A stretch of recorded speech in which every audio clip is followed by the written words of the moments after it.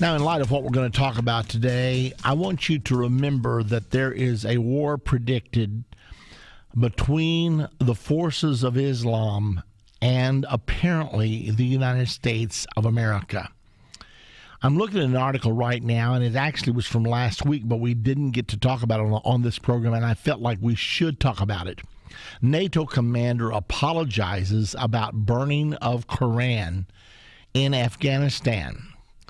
Protests broke out in Afghanistan on Tuesday after news was spread that NATO personnel set fire to bags filled with Qurans and other sacred books of the Islamic religion at the Bagram Air Force Base. CNN reports military officials said the copies of Quran and other Islamic books were removed from the library of the detainees of the detention facility in Parwan because of extremist inscriptions on them.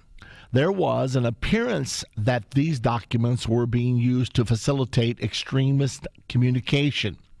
A NATO spokesman explaining the circumstances of the incident said the books belonged to suspected insurgents at a detention facility. The spokesman said, however, that they were mistakenly sent for incineration. Okay, now what happened was, because they found these inscriptions all through these books, apparently it was believed that the inmates were using these books to communicate and also to facilitate the influence of other inmates. So they decided to get rid of these books. They put them in bags, sent them to the dump. Well, out at the dump, the people who were disposing of these things dumped everything into the fire. Well, when they did, some local workers, some Islamic workers, saw the books and said, "That's the Holy Quran." So they ran over, they pulled the books out of the fire, and the soldiers, let me just read it to you because I want to make sure I get it exactly right. The holy books were saved from burning by Afghan laborers working in the area.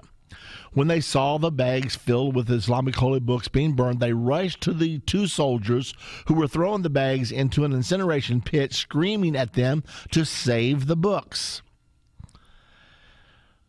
When we learned of these actions, we immediately intervened and stopped them. The materials recovered will be properly handled by appropriate religious authorities.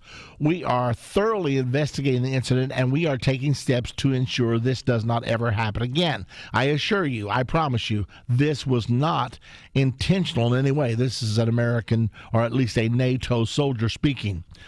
CNN reports the commander emphasized that this was not a decision that was made because they were religious materials. It was not a decision that was made with respect to the faith of Islam. It was a mistake. It was an error. The moment we found out about it, we immediately stopped and we intervened. Now, they're going to great lengths. The military is going to great lengths to stop all of this from occurring.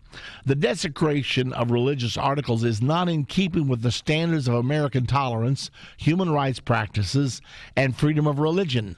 The concern is that some around the world will think that this represents an affirmative statement by the United States, and it does not represent our values or our view of how the Quran ought to be treated. The New York Times reports the incident occurred late on Monday, and that would be 8 days ago now. And the protest began within hours as Afghan workers who rescued the books took them out of the base and spread the news of alleged desecration of the Quran. The protest started immediately. The crowds began to chant, "Death to America, death to the Afghan government, long live Islam." Finally, U.S. helicopters fired flares into the crowd, dispersing the gathering. They had gathered outside the U.S. military base there in Afghanistan. The Chicago Tribune reports an Afghan protester said, "We Afghans don't want these Christians and infidels. They are the enemy of our soil, our honor, and our Quran."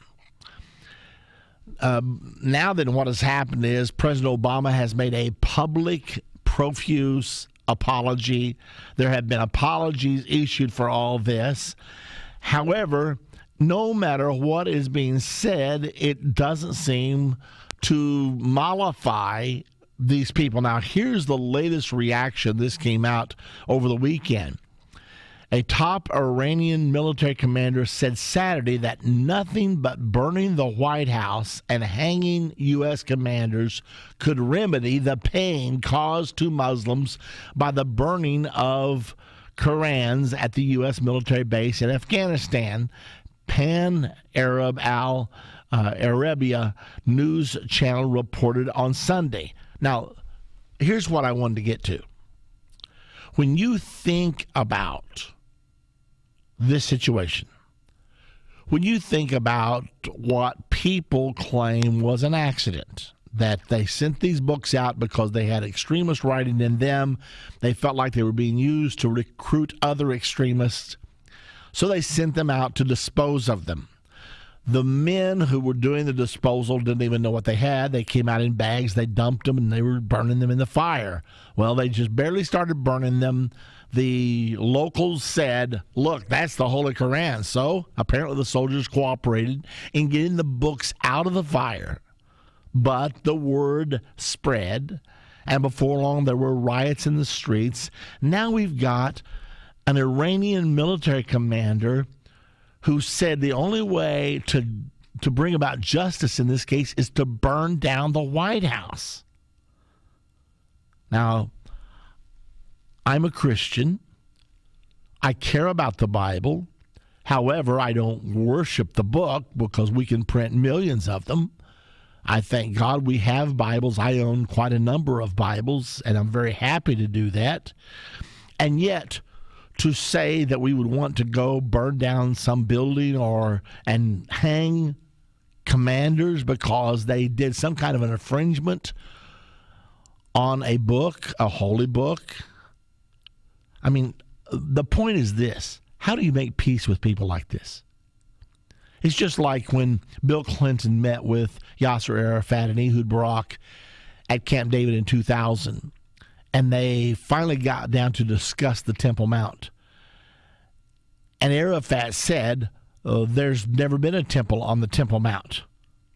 Well, of course, Bill Clinton probably said something like, well, why is it called the Temple Mount then? And Arafat said again, there has never been a temple on the Temple Mount. That's all a myth. But where did Jesus stand? Where did Jesus teach? And Arafat said, there never has been a temple on the Temple Mount. Now, when you get to the point at this level where you would be willing to hang people because someone threw a book in the fire, I mean, is there any making peace with people like this? It's no wonder the Bible prophesies a war that is coming. So I just found this absolutely astounding. President Obama has issued a profuse apology. On and on. It's like we're almost groveling, trying to mollify these people. Now, I don't mind an apology, frankly. I mean, I don't think people should be out purposely. I don't believe in the Quran. I believe the Quran is a false book. I believe that Islam is a false religion. It directly contradicts the Bible. The people who are Islamic say that Jesus Christ was not God manifest in the flesh, so they're denying the truth of the Bible. And yet at the same time, I don't believe in trying to force my religion on someone else, but to go to these extremes and say the only way you can apologize is to take those commanders out that commanded the throwing of those books away and hang them and burn down the White House. I mean, how do you coexist with people like this? Maybe we could just back out and leave them alone. Maybe we shouldn't be there at all. Yet, at the same time, this is ludicrous. I mean, once Bill Clinton saw the absolute closed-mindedness and blindness of Yasser Arafat, That's when he threw up his hands, closed down the Camp David negotiations, and left it up to George W. Bush, who then left it up to Barack Obama. And, of course, Barack Obama's been working on it almost every day since he took the White House 3 years ago. So that's what's going on in our world today. I thought we should bring this article to you so that you could get an idea. There's already been a couple die. They're now having all kinds of riots.